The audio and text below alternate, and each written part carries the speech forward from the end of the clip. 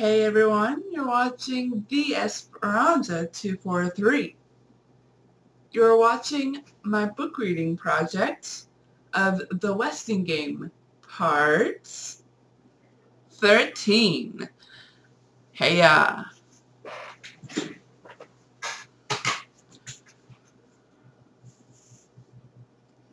13. So let's do a quick little recap, and then I'll get to a quick little recap, and then reading the words one more time. I figured telling everyone the words would be a good idea every 2 videos, so that you don't have to constantly hear them being repeated. So since this is the second, third video since the last time I read the words, here they are again. Plain, for, grain, shed, sea, mountain, am, purple, fruited, waves, for, sea.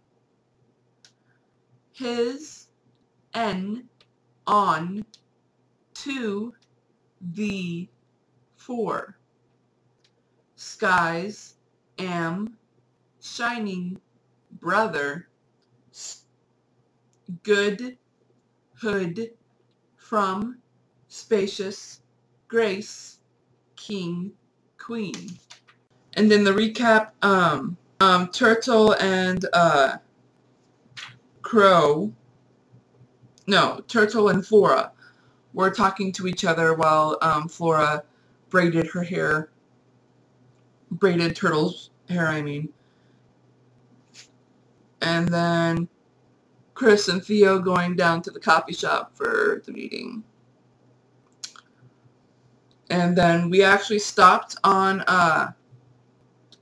Sidel accusing Ho stealing her notebook. And that's actually where we are. Well, equal shares don't seem quite fair, since I'm the only one here who thought of taking notes. Sidel turned to the group, one penciled eyebrow arched high over her red sequined spectacles.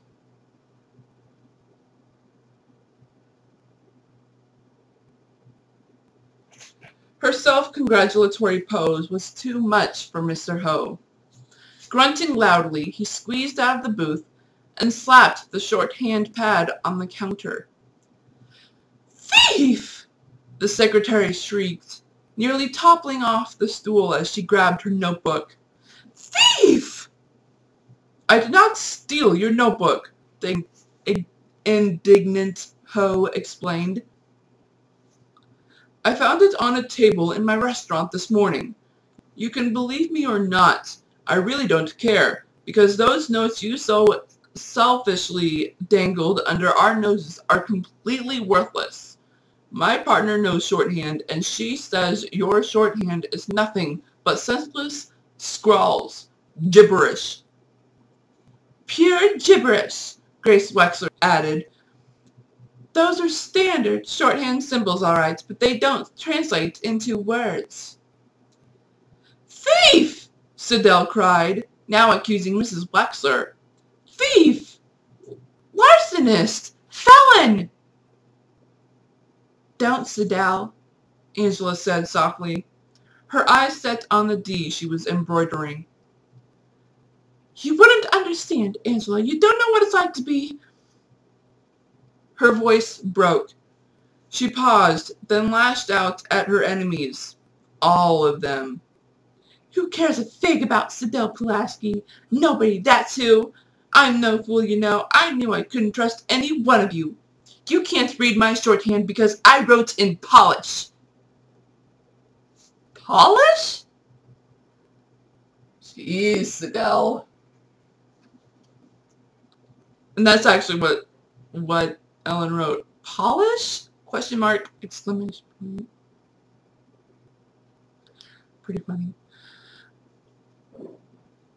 When the meeting was again called to order, Mr. Ho suggested they offer Miss Pulaski a slightly larger share of the inheritance, in exchange for a transcript of the will in English.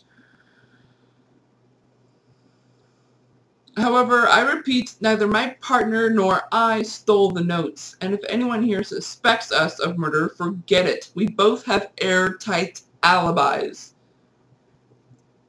Doug choked on his sweet roll. If it got around to alibis, they'd find out where he was the night of the murder, on the Westing house lawn. Yeesh. Mr. Ho went on. And to prove our innocence, my partner and I agreed to share our clues. 1 minute, Mr. Ho. Judge Ford stood. It was time for her to speak before matters got out of hand. Let me remind you, all of you, that a person is innocent until proven guilty. We are free to choose whether or not to share our clues without any implication of guilt. I suggest we postpone any decision until we have given the matter careful thought, and until the time all of the heirs can attend. However, since we are assembled, I have a question to ask of the group. Perhaps others do too. They all did. Wary of giving away game plans, the heirs decided the questions would be written out, but no names were to be signed. Doug collected the scraps of paper and handed them to Theo. Is anyone here a twin? He read. No one answered. What is Turtle's real name? Doug Ho was planning another nasty sign. Tabitha-Ruth, replied Mrs. Wexler, with a bewildered look at Flora Bach, who said Alice. Well, which is it? Tabitha-Ruth Wexler. I should know. I'm her mother. Doug changed his mind about the sign. He couldn't spell Tabitha-Ruth. Of course, Tabitha-Ruth has a hyphen. Theo unfolded the next question. How many here have actually met Sam Westing?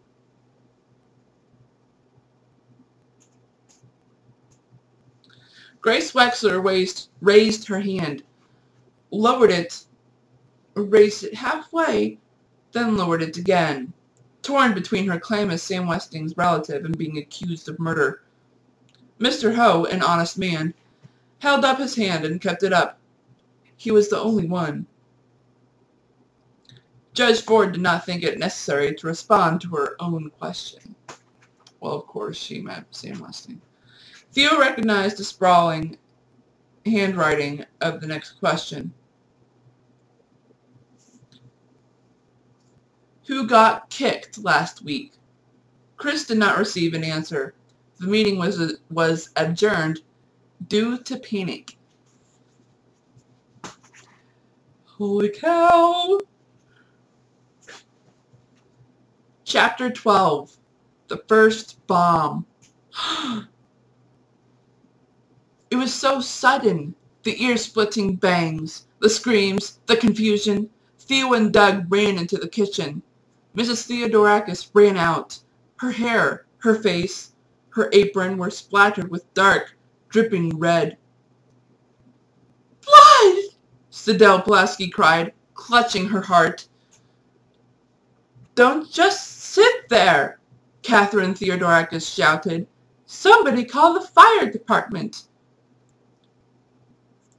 Angela hurried to the payphone on the wall and stood there, trembling, not knowing whether to call or not. They were snowbound. The fire engines could not reach Sunset Towers. Theo leaned through the kitchen doorway. Everything's okay. There's no fire. Chris, honey, it's all right.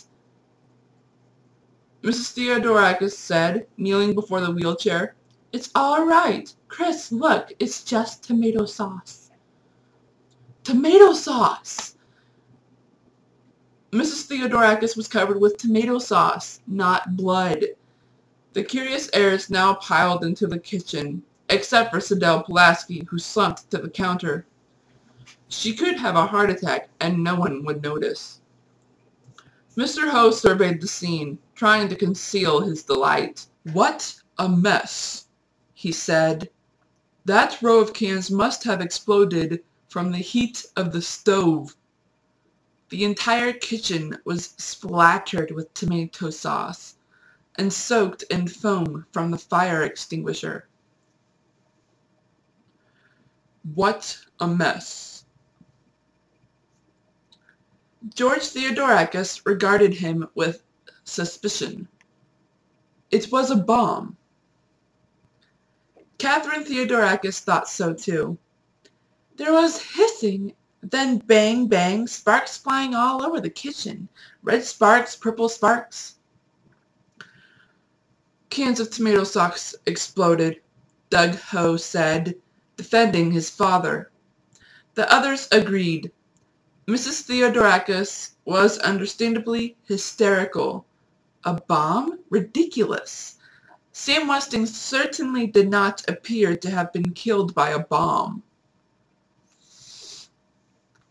Judge Ford suggested that the accident be reported to the police immediately in order to collect on the insurance. You might as well redecorate the entire kitchen, Grace Wexler, decorator, proposed. It should be functional yet attractive, with lots of copper pots hanging from the ceiling. Mr. Ho smiled. Angela offered to help. Angela, dear, you have a fitting this afternoon, Grace reminded her. And we have so much to do for the wedding shower on Saturday. In thumped Sadell Pulaski. I'm fine now, just a bit woozy. Goodness, what a nasty turn.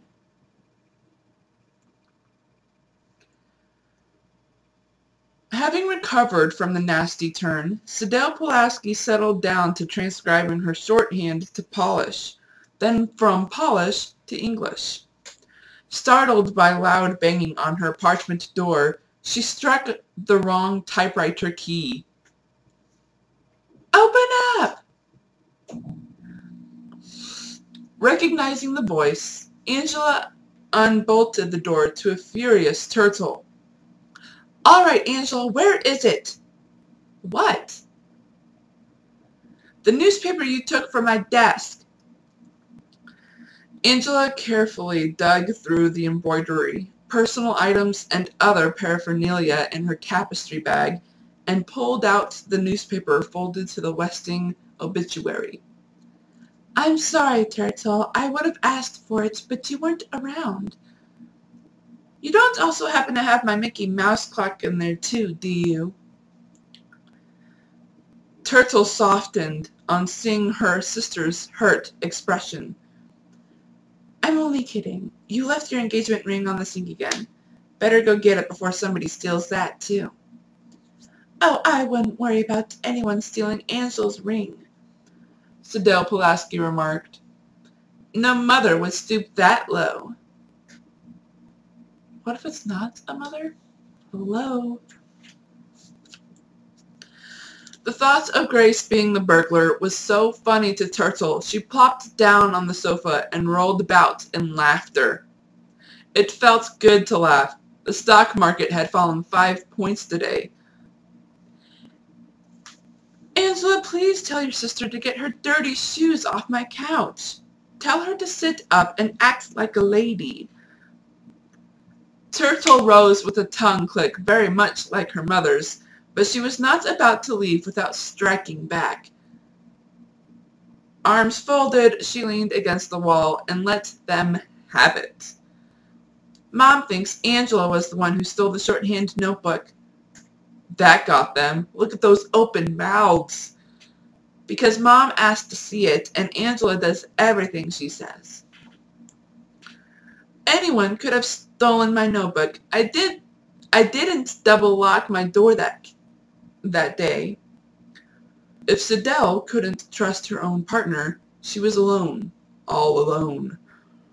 Did Mom really say that? Angela asked. No, but I know how she thinks. I know what everybody thinks. Grown-ups are so obvious. Ridiculous, scoffed Sadell. For instance, I know that Angela doesn't want to marry that sappy intern. Ridiculous. You're just jealous of your sister. Maybe, Turtle had to admit. But I am what I am. I don't need a crush to get attention. Oh, she had gone too far. I am going to stop there. So, I will see you guys in the next video, where it will be part 14. Woo! We'll see what happens next. This is the Esperanza 2 for 3, signing out.